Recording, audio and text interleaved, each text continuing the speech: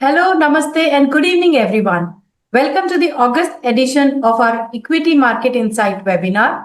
I'm Sonal Mittal, Product Specialist at UTI, and I'll be your host today. The headlines have been buzzing. The US has imposed a total of 50% duty on Indian exports, citing purchases of Russian oil. That's one of the steepest rates any American trading partner faces. And naturally, it's stirred questions about how investors should respond and position their portfolios.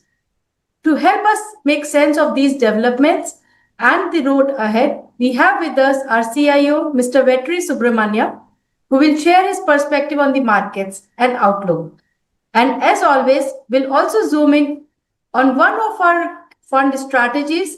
This time, Mr. V. Srivatsa, fund manager of UTI Large and Mid Cap Fund, will take us through the fund's approach. Feel free to share your questions anytime using the link provided. With that, let's hand it over to Vetri to kick things off. Over to you, Vetri.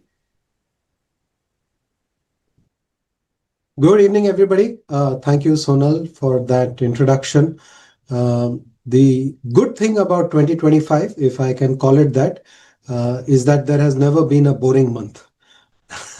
Every month, something or the other happens, and therefore there is always something of interest to be discussed in the monthly market insight. But that's the very reason why we have this monthly conversation.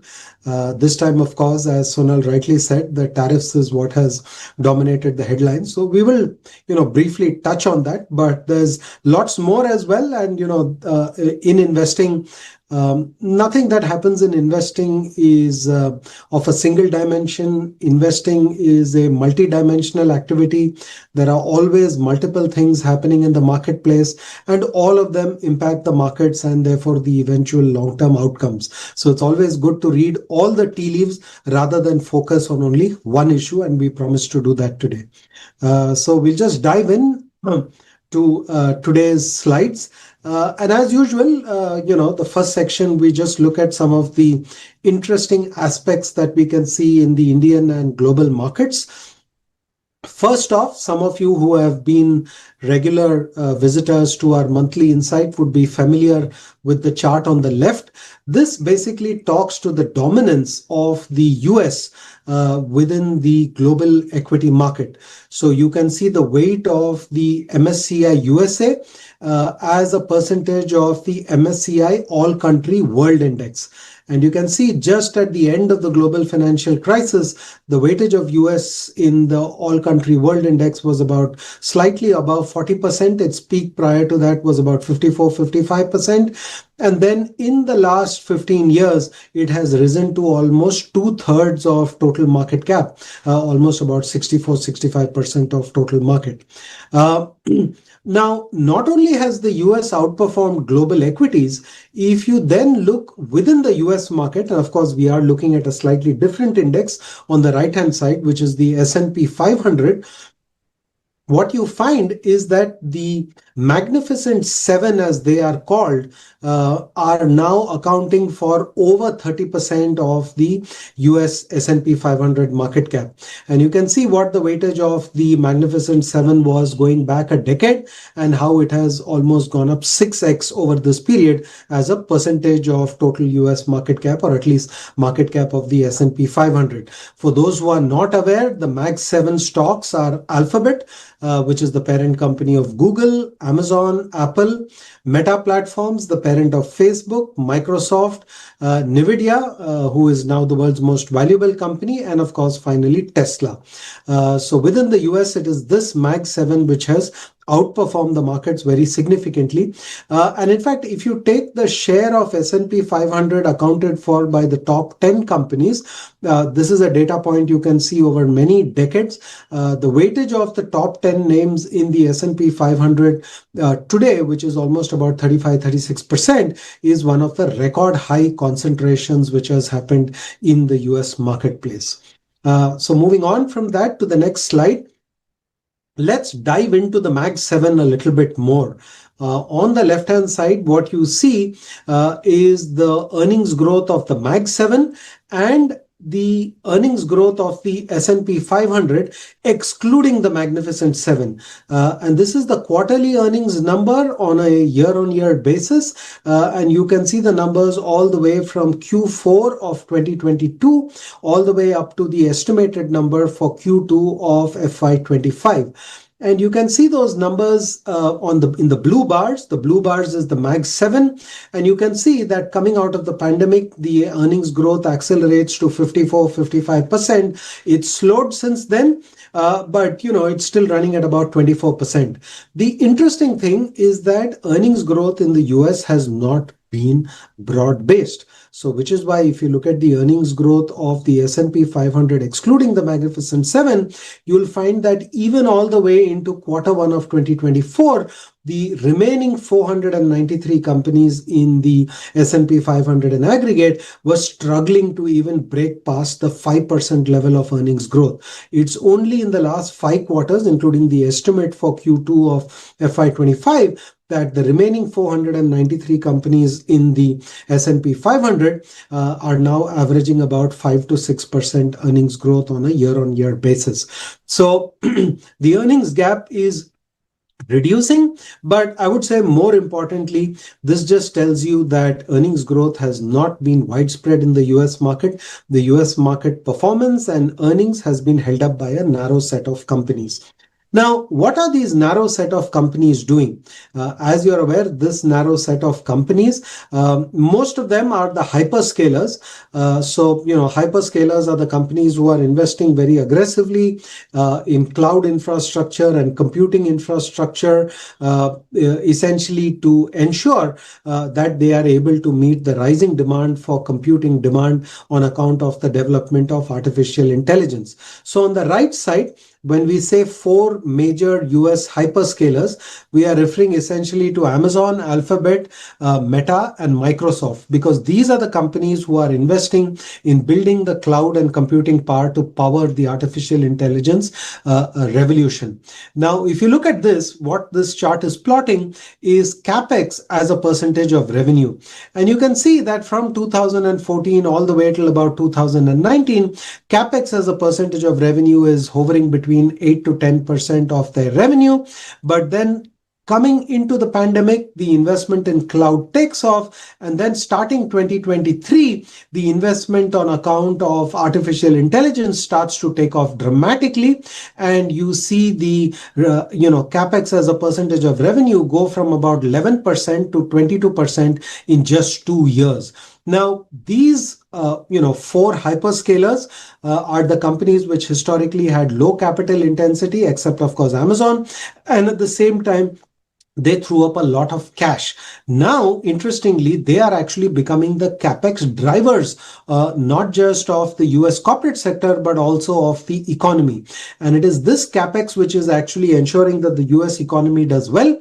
But when you do this kind of capex, the question you have to ask yourself is, will the returns be commensurate in terms of, will this capex lead to a high return on capital like their core existing business historically enjoyed, or is there a risk of lower returns, or for that matter, negligible returns? So the market is currently rewarding these companies for capex, but I think the outcomes in terms of what actually happens in terms of the returns the companies are able to earn from the capex is still unknown, and therefore this is a story that we will have to watch very carefully. History is replete with examples of companies over investing in the early phases of a boom and then actually suffering dramatic either impairment of capital or a significant reduction in return on capital. Still very early days. I don't have a forecast of how this will go, but history is a reminder that we should be careful about extrapolating the returns on capex at a very early stage of the cycle. Moving on to the next slide. We are now jumping into the topic that Sonal sort of kicked off this webinar with, which is the discussion about tariffs. Now, if you look at the left-hand side, You can see India's exports to the US. You can see total imports by the US ex-India. And you can see that we are actually a drop in the ocean as far as, US's total imports are concerned. Our imports as a percentage of total US imports are only 2.7%. If you look at it another way, our exports as a percentage of India's GDP, exports to the US are just slightly about 2% of our GDP. And if you look at the exports that we make, which are subject to tariffs, that would amount to about 1.6 or 1.8% of GDP. But be that as it may, we cannot ignore the fact that on this 1.6 to 1.7% of GDP, which is roughly, let's say, about 60 odd billion dollars, on that $60 billion, the effective tariff rate may now be as high as 50%. And you can see on the right-hand side that this 50% tariff, which is a combination of the 25% reciprocal tariff plus the 25% penal tariff, which has been applied on India for buying oil from Russia, that combination of 50% actually puts us at one of the highest tariff rates. China's new tariff rate is 34% because of the standstill which is there as regards tariffs with US. But remember, China was already carrying forward a tariff about 21% even before this administration came in. So the effective tariff rate for China is actually closer to 55% at this point of time, which means India is effectively being penalized with tariffs which are equivalent to what China is experiencing. And China runs a far larger trade surplus with US, and China has not been applied the penal tariffs on account of importing oil from Russia. Remember, India has a 25% tariff because we buy oil from Russia. China is in fact the biggest buyer of oil from Russia, but the penal tariff has not been applied to them. And this just places some of our companies and businesses at a disadvantage because of this high tariff rate that they will experience. Of course, the 25% penal tariff is not yet, the applicable date is still 2.5 weeks into the future. It may well be a negotiating tactic, we'll have to see. But certain companies, certain sectors could get impacted by this tariff rate.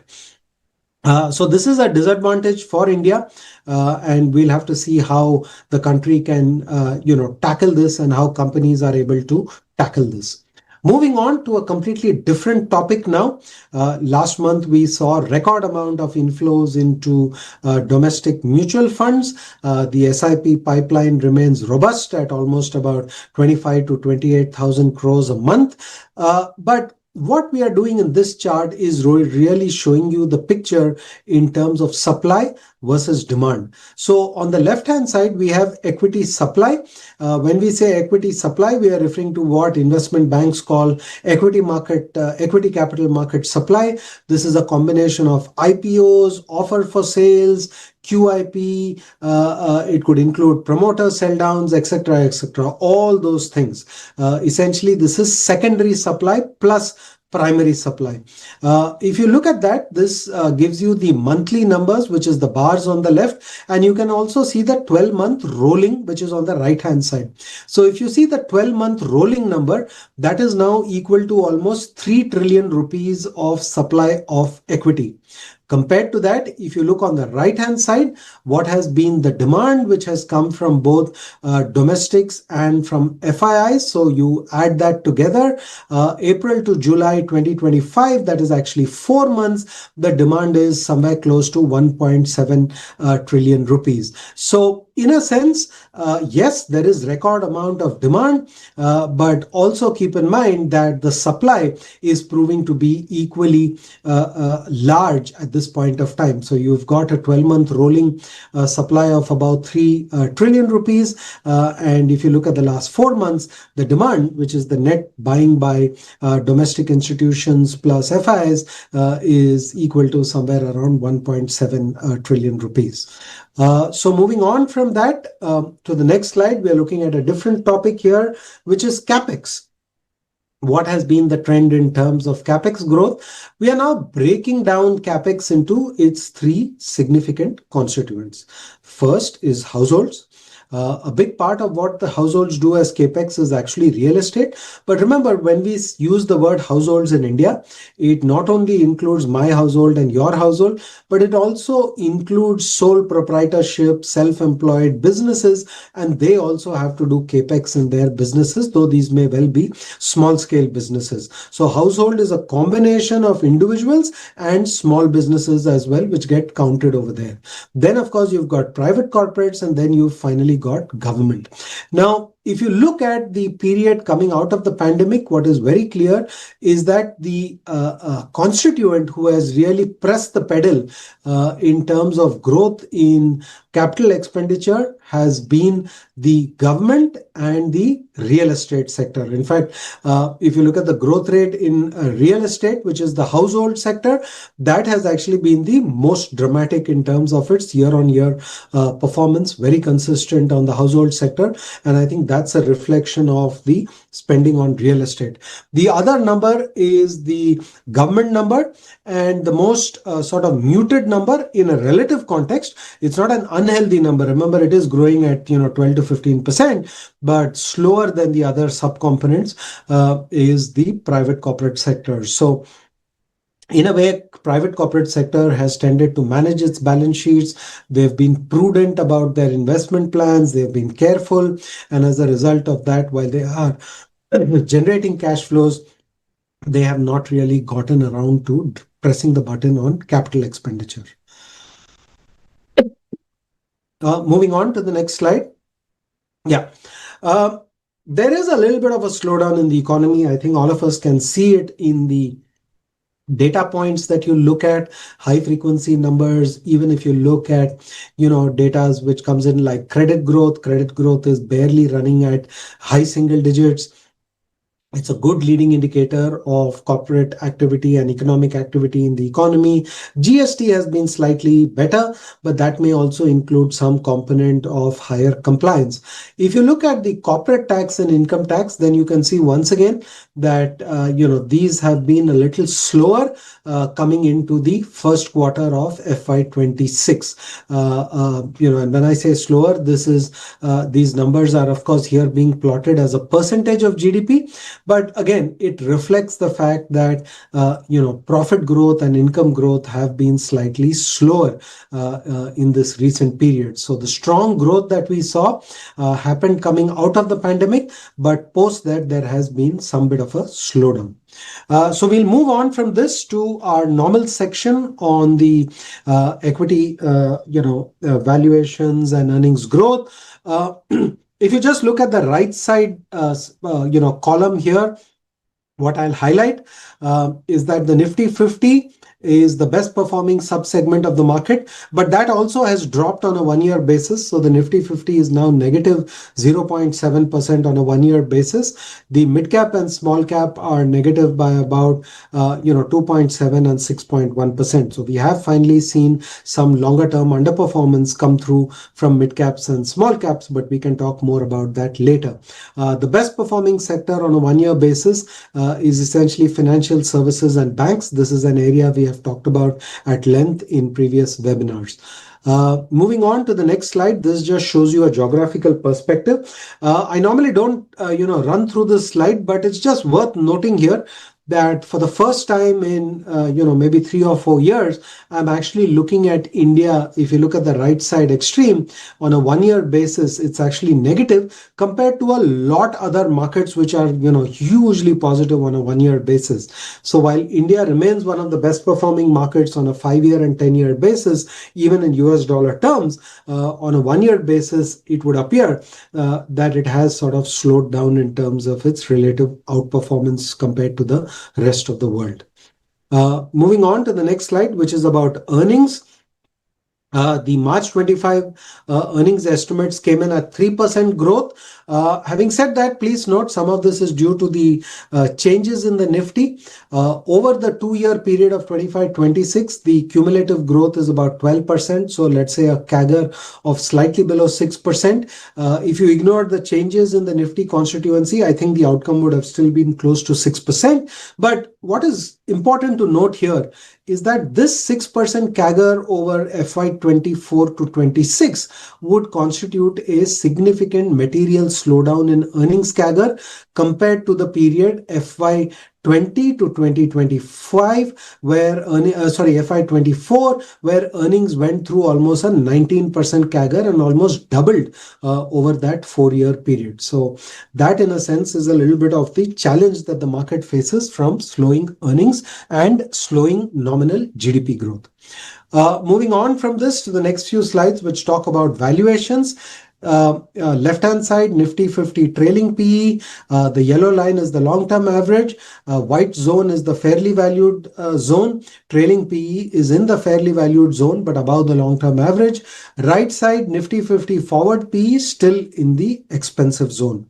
The next slide shows you the trailing price to book. And as you can see over there, this is still in the fairly valued territory. It had gone to expensive territory, but is now in the fairly valued territory, slightly above the long-term average.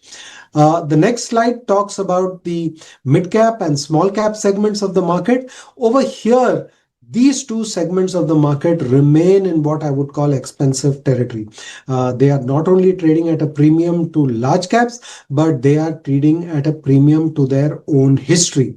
And we'll talk about this later, but I do think over much longer time periods, the differential in terms of earnings growth between mid-cap, large cap, and small cap is much smaller than what the market is typically willing to pay up for. So moving on to the next slide. Here we look at the yield gap, which is the Nifty 50 yield versus the 10-year G-Sec. And you can see over there, this line was in the fixed income favorable zone. It's moved up from its worst point, still in the fixed income favorable zone. But I would say now the gap is down to 145 basis points vis-a-vis the long-term yield gap of 90 basis points. So it's not as overvalued as it used to look. When I say overvalued, I'm referring to the equity versus fixed income comparison. Moving on to the next slide, this is our composite equity valuation indicator. This combines price to book, dividend yield, price to earnings, and the comparison of earnings yield versus 10-year bond yields. So this is a composite valuation indicator, and this indicator is in the yellow zone, but I think it has just dipped into that green zone. A few months ago, in fact, it had gone nicely into the green zone, but I think at this point of time, it's on the verge of re-entering that green zone. As of now, it is still in the fair value for equity investing zone, but my gut feel is that if the market falls maybe another 2, 3, 4%, then this could pull the indicator down into the increased equity allocation zone. But again, this is a chart that we publish every month, so you can always look for this reference point at every point of time. And how do we think about each of these zones, the dark green, the light green, yellow, the light orange, and the dark red zones? This is on the next slide. And basically, you can see each of these zones corresponds to a different average outcome over a 1-year period. So the numbers that you see in the blue boxes, when the equity valuation indicator is in the decrease equity allocation zone, the average 1-year forward return is 3%. When the indicator is on the extreme right, which is the dark green zone, which is the significantly increased equity allocation zone, the average 1-year return is 36%. The two bars below that in blue and yellow show you the min and max for the same time period, which is to say, while the average return in the first case, decreased equity allocation, is 3%, the highest return was 10%, the worst was minus 4%. Whereas when you come to, let's say, the significantly increased equity allocation zone, the worst 1-year return was 2%, the best was as high as 83%. And if you look at the second row from the bottom, what you will see that this indicator gives you a good sense of what is your risk of getting a negative return. So in the first zone, it is 30%. The number keeps dropping. When in the increased equity allocation zone, the possibility of a negative return drops to 6%. And in the significantly increased equity allocation zone, the probability of a negative return drops to 0%. So that's the way to look at this table. Moving on from this to my final summary slide. There is no doubt this tariff at 50% puts us at a disadvantage compared to other exporting nations. Direct impact on listed companies may be limited. Total impact on the economy is limited simply because exports to the US, as I said earlier, exports which are not impacted by this tariff are just about 1.6, 1.7% of GDP. Real GDP growth expected to be healthy at about 6 quarters, 6 half. I suspect there may be some downside element to that 6.5% forecast. May not be very material, but the bigger point is that nominal growth is likely to be sub 10%, and that means it is a challenge as far as earnings growth is concerned. Now, the first quarter results have already come out for 184 companies. And for this 184 companies where we have numbers, the sales, EBITDA, PBT and PAT growth are roughly 6% and 7%, 6%, 9% and 7% for PBT and PAT respectively, which again tells you the challenge that, aggregate earnings growth is barely running in the single digit number, mid single digit. And that's the challenge when real nominal growth in the GDP is slowing down to less than 10%. The monsoons have been good. That's good news because, that should help the agriculture sector. That should also help keep agri-inflation within check. The MPC has taken comfort in its inflation management. They have held on to rates at 5.5% in the recent meeting, but it still means that they have cut rates by 100 basis points since the start of the year. Our equity in-house valuation indicator I've already talked about in the fair value zone, but in any further fall, it could drop into the increased equity allocation zone.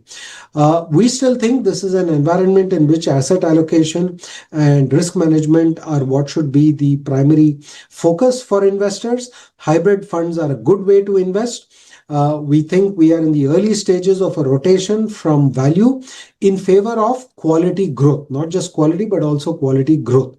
And finally, we think, large caps is where our relative comfort is just based on valuations. So I'll halt at this point and hand over to my colleague, Srivatsa. Srivatsa brings with him the experience of almost 22 years at UTI. And he's a encyclopedia of knowledge on companies. He's the go-to person within the team for people trying to understand what companies did in their history going back 10 years, 15 years, 20 years. His memory is, as they say, pretty much, like the memory of an elephant. He doesn't forget anything and he remembers all the good things and all the bad things that companies have done in their past.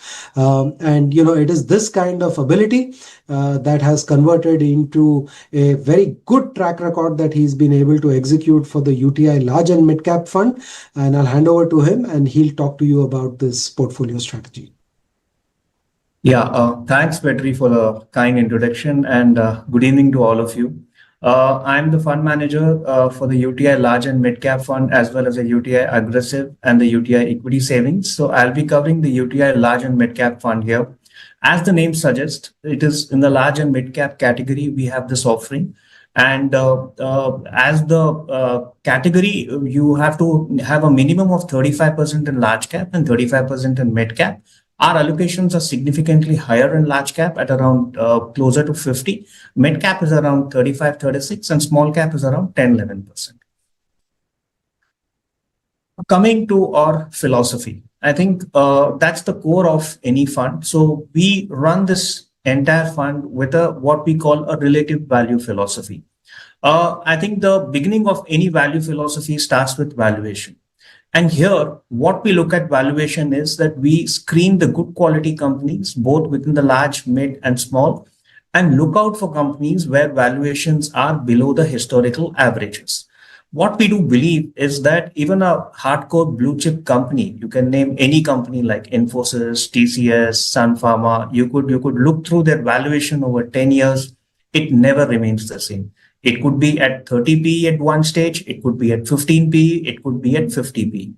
But what it does is when the valuations are lower, either account of certain macro issues or certain company specific issues, if the company has delivered a very good long-term track record, then the probability is very high that if one enters at lower valuation in these quality companies, the chances of making very good returns are very high. That is what we believe in. At every cycle, we look at companies which are trading below their historical averages, either in terms of their own history or markets, and we look at relative value. Second, ROCE greater than cost of capital. Now, for any business, there is a certain cost of capital that is being incurred to fund, which comes from the stakeholders, which is either equity or debt. Unless the company makes an ROCE, the return on capital employed, which is greater than the cost of capital, the long-term existence of the company is question mark, or if they're just barely able to meet the ROCE to cover the cost of debt, then it's highly probable that the equity shareholders won't make any long-term money out of it. So our second focus is to screen and look out for companies which do make ROCE greater than the cost of capital. However, I may add that we would also not be averse to investing in companies which have not delivered in the last 2-3 years, but our conviction level remains very high that in the future, probably in the next 1 or 2 years, they will definitely achieve this ROCE greater than the cost of capital. Third is, I think we are very business focused. So we look at all companies which have sound businesses.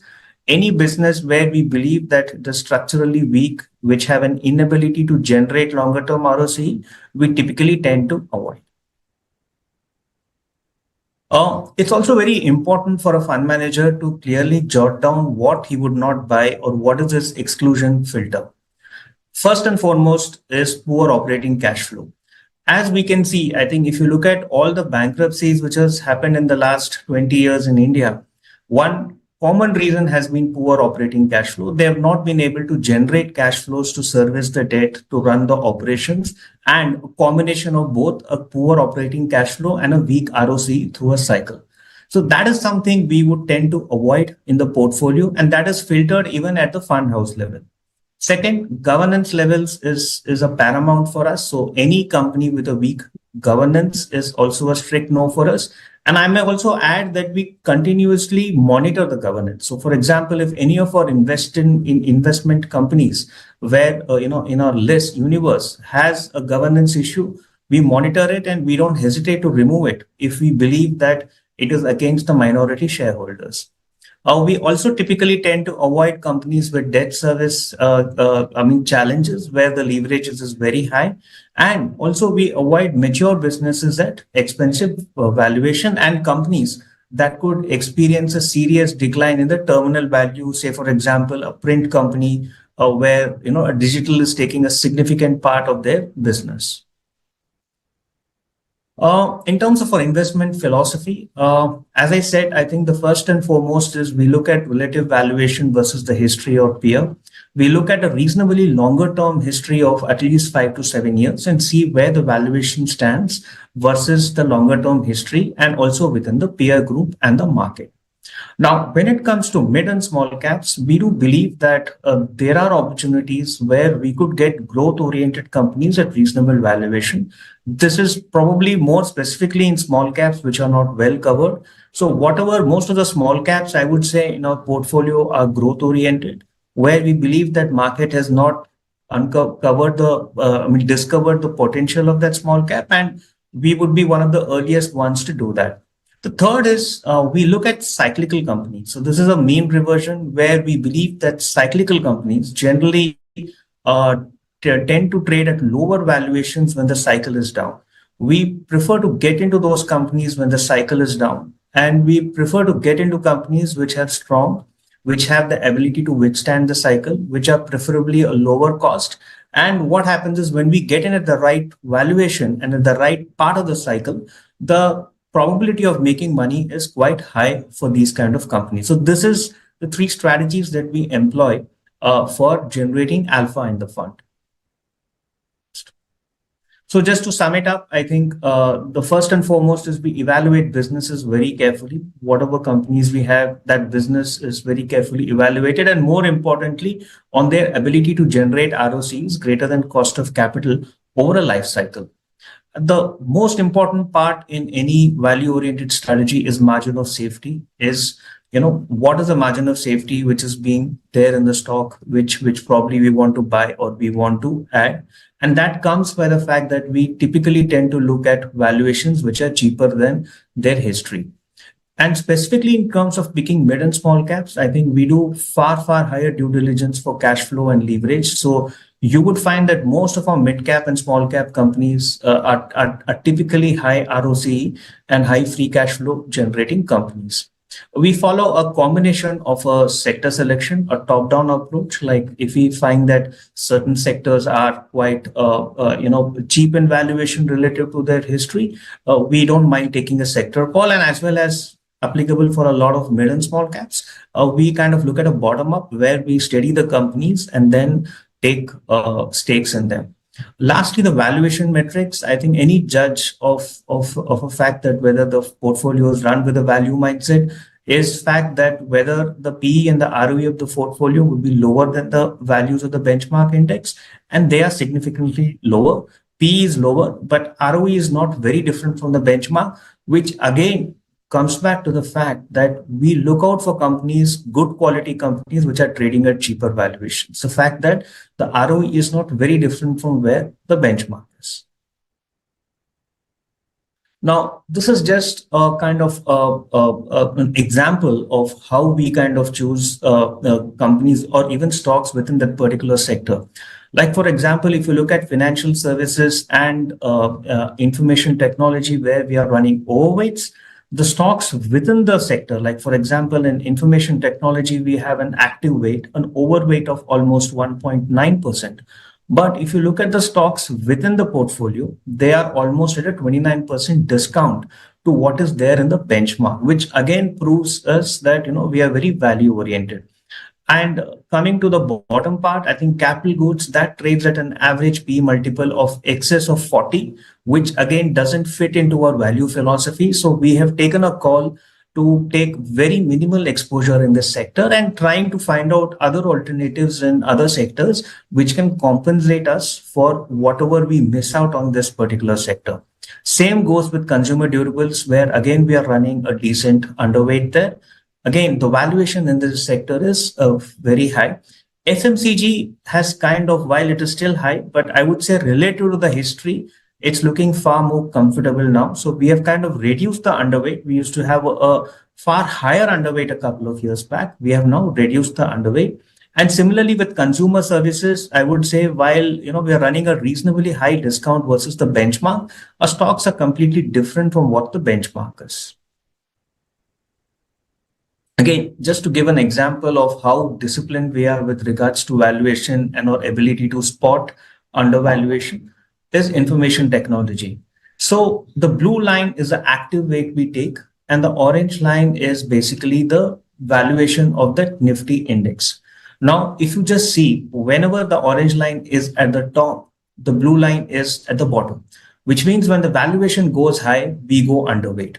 And other way around, when the orange line goes down, we are up. Like if you look at the last 3-4 months, we have steadily increased our exposure to the IT sector, which is clearly borne by the fact that the active weight has gone up in the last 3-4 months, whereas the valuation has come down in the last 3-4 months. So this clearly shows our discipline over the last 5 years, how we have played the information technology sector to the fund's advantage by getting in when the valuations are low, when the sentiments are low, as well as not averse to reduce our weights when this valuation cycle has played out.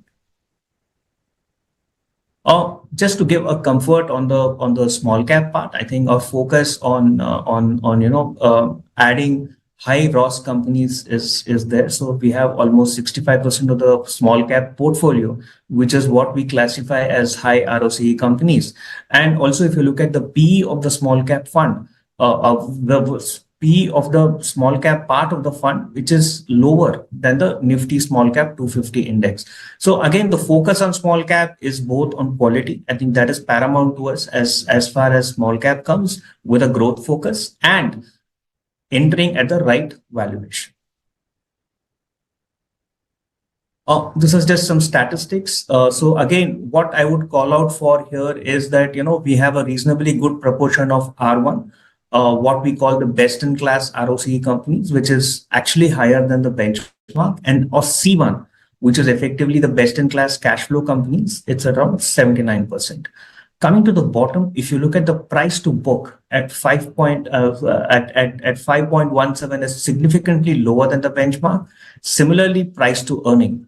But if you look at the return on equity, which I stressed, is the fact that it's not very different from where the benchmark is. So that clearly shows or tilt towards identifying companies which are quality oriented, but available at a far cheaper valuations than their relative history. In terms of sectors where we are positive on, so we are positive on financial services, where we have a mix of banks, insurance companies, as well as AMCs. So roughly around 2/3 of the portfolio is banks, and 1/3 is non-banks, which is both NBFCs, insurance, and AMC companies. We continue to hold a positive bias in the sector, and because of the fact that the valuations are still reasonable, and we do expect the earnings growth to be very stable in the sector. The other sector where we have gone overweight is information technology in the last 3-4 months. The valuations have corrected, especially for the large caps. They are now available at a free cash flow yield of 4.5 to 6%, which is a very attractive spot. There are concerns on the growth on the near term for sure. I guess for a couple of quarters, growth would be a challenge, as well as there is always that news on AI, how AI will impact.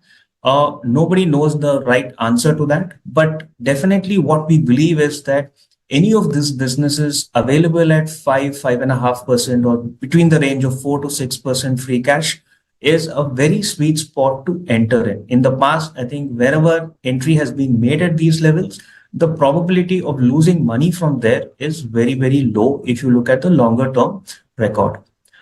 We are, as I said, because of valuation issues, we are severely underweight on capital goods because we find the sector to be very expensive relative to the growth, and we have a significant underweight position. Similarly, in consumer durables, also we have a kind of an underweight position. Otherwise, most of the sectors, we are more or less aligned to benchmark, plus or minus maybe 50 bips here or there.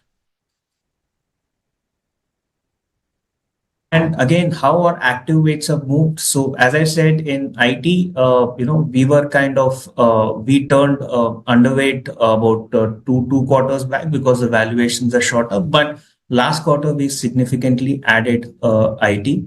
Telecom, we were overweight a year back, but given the strong performance where the valuation moved up, we reduced.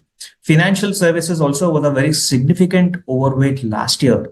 And as you saw in the previous presentation, that's been one of the best performing sector in the last 1 year. So we had a huge overweight in some of the private sector banks which was severely undervalued.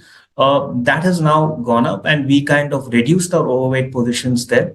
And that's kind of again shows what kind of discipline we maintain as far as valuation is concerned. And also power, it was a very expensive sector a year back. As the valuations have corrected, we have kind of reduced the underweight.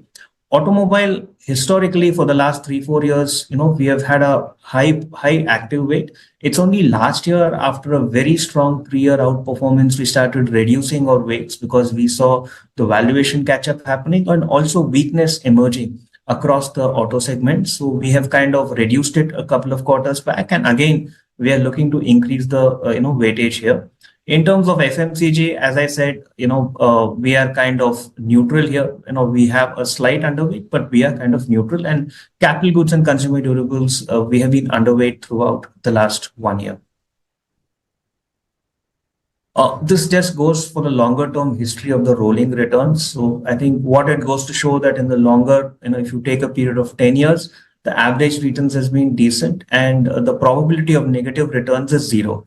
So that clearly shows the long-term nature of our funds, that they have done well. Since this is based on the rolling returns. I think the most important part is today, as a lot of money is coming through SIP. So what the message that we want to send across is that the fund has been fairly consistent in the last 5 to 7 years. So if you look at the SIP data for 3, 5, and 7 years, we have significantly outperformed the benchmark. And I think That clearly shows the consistency of the fund that we have been able to achieve, having a very, very good disciplined approach with regards to the valuation part. And we hope to continue in this manner. So that just brings me to the end of the presentation. So I think we are a very value-oriented funds, and we seek to invest in sectors where valuations are significantly below the longer-term averages, as well as the discount to the market. And we want to ensure that this discipline is being maintained throughout, as well as we are not averse to adding mid and small caps where we believe it's got a good combination of growth and value. So that just sums up the presentation. Thank you. And over to you, Sonal. Thank you, Vetri and Srivatsa, for those valuable insights. Now let's open the floor for our Q&A segment and dive into some of the questions we have received from our audience. Vetri, my first question is rooted to you. Just wondering where all this tariff talk is finally going to make a headway. I mean, for India, two key issues stand out: tariffs and cheaper Russian oil imports.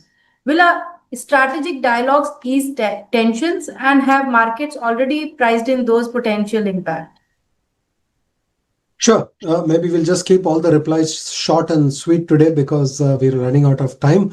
Yeah, I think simple point to make is, look, as I said, exports to the US are about 2% of GDP. The tariffed exports are about 1.6, 1.7% of GDP.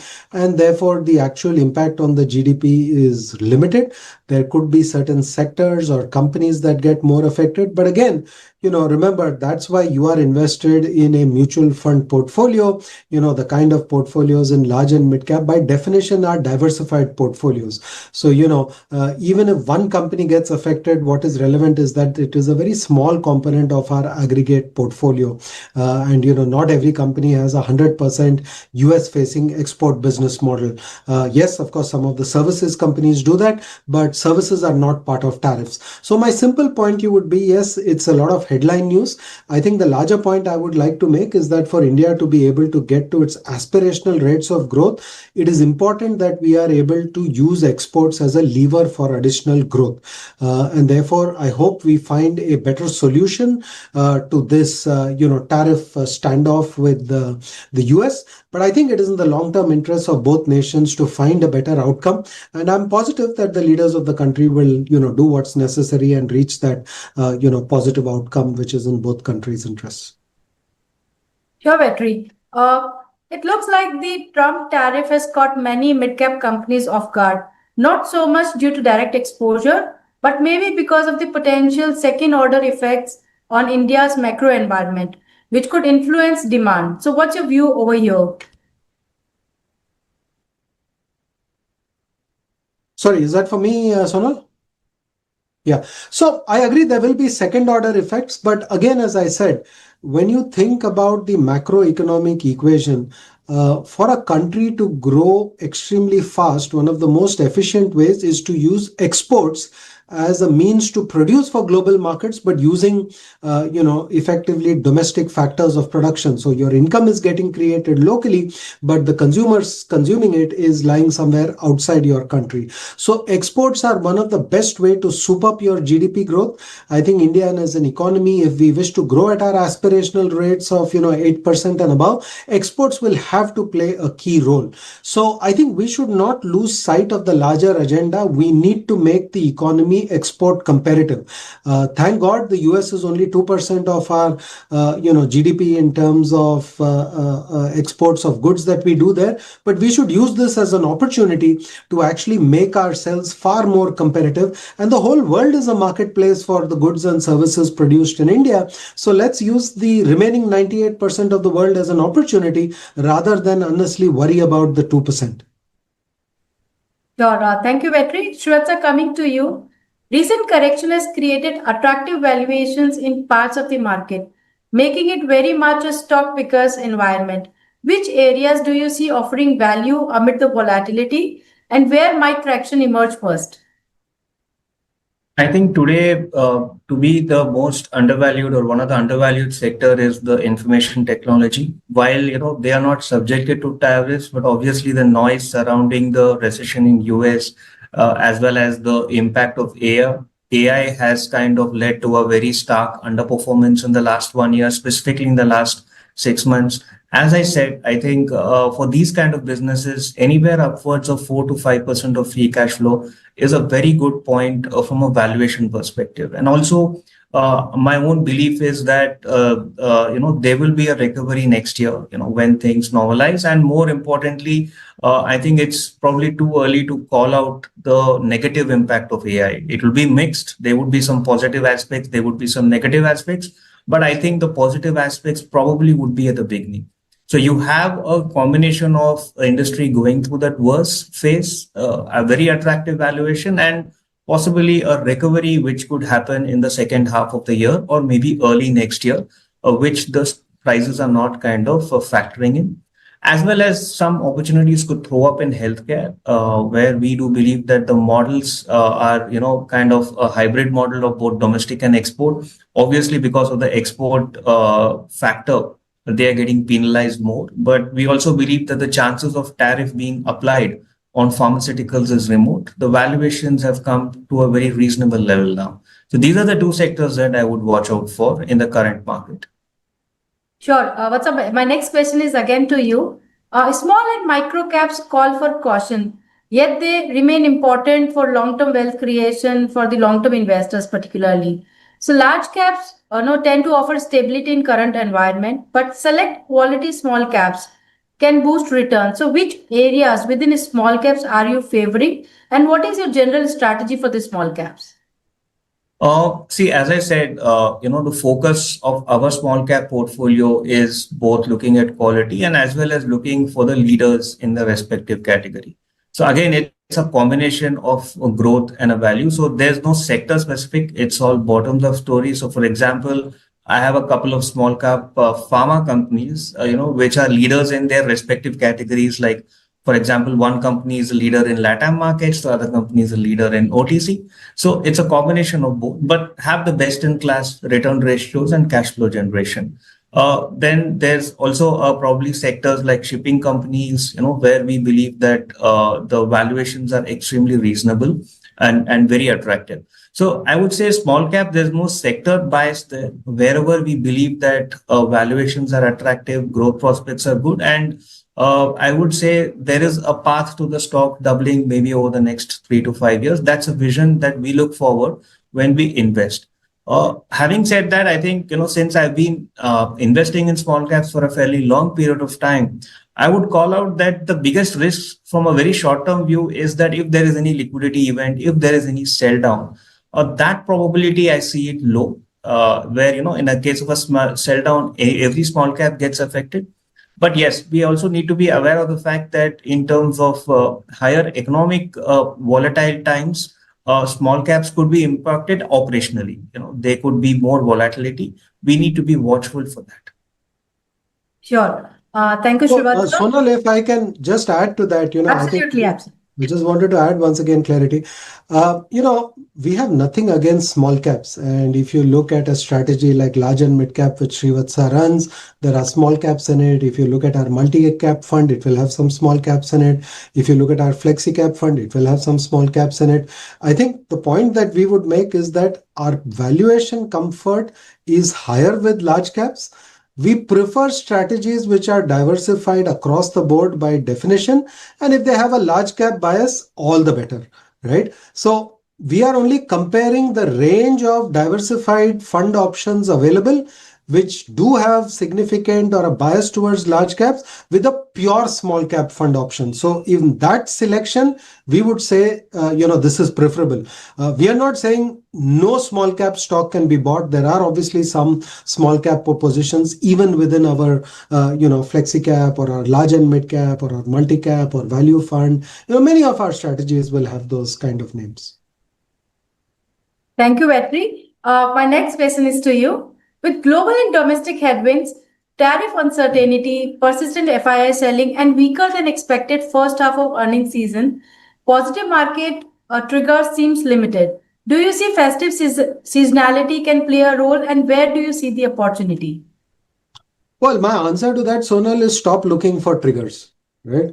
First of all, if you want the answer for everything that you ask to be yes, it is favorable, that may not be the most favorable time to invest. Remember, you get better valuations to invest when the news flow is adverse. When the news flow is adverse, valuations are suppressed, and lower valuations are more likely to produce better or stable investment outcomes. So my simple point would be twofold. One, the returns of the last 5 years are not indicative of the kind of returns you can earn from equities. Those returns are a function of a depressed base in 2020. Long-term equity return expectation should be just about in double digits, 11 to 12% per annum. If the fund manager is able to create alpha on top of that, you can earn, that alpha on top of that number. If you are investing on that basis and you're staggering your investments, don't bother worrying about what is the next positive trigger. In a lifetime of investing of 30 years, I have seen many positive triggers and many negative triggers. Still over time, because we have made progress as a nation, because many of our companies and entrepreneurs have executed well, the equity markets have created wealth for you. So please do not approach the market as a sequence of positive triggers when you will invest and concern of negative triggers pulling you back. As I said, the most important thing is disciplined, regular investments. So if I were to, put all of them in perspective, I would say systematic investment, disciplined asset allocation, and diversification are the routes to achieving your financial goals. Don't worry about positive triggers and negative triggers. They will keep coming in turn. Thank you, Vetri, for that advice. I'll take one more question considering the time today. Srivatsa, question is for you. For a value style fund manager, selling is as important as buying. So, what are the key factors you know in deciding when to sell? I think selling is the first is probably looking at the valuation, looking at the business prospects. But yes, the first is valuation, where if the valuation goes beyond our comfort level, I mean, there are a lot of stocks where I've probably bought in at sub 10 multiples, but have gone to 25, 30, and which is not warranted by probably the fundamentals. That would be one of the triggers. And second is on the weight part. If, for example, if I'm having a weightage of 1%, the stock has doubled, it's gone to 1.5, then that would be a selling point, because I don't want to increase the risk part on that stock because the weightage of that stock has gone up. The third is probably where, I believe my hypothesis has gone wrong. Like, for example, if I believe that there'll be no government intervention in that particular sector, suddenly the government intervention comes and everything goes for a toss. That's a very structural reset for my thesis. And I would have to probably accept my mistake and, get out of that sector. So these are the probably 3-4 scenarios where I would be looking to, sell or pare down my exposures. Sure. Thank you, Srivatsa. On behalf of UTI Mutual Fund, thank you all for joining us today and for your active participation. We hope you found today's session insightful, both on the equity markets and UTI large and mid-cap strategy. Please share your feedback through the link provided, and a special thanks to Vetri and Srivatsa for their valuable inputs. Thank you for joining us. Stay informed, stay invested, and we'll see you at our next Equity Market Insight webinar. Good day. Thank you, everybody.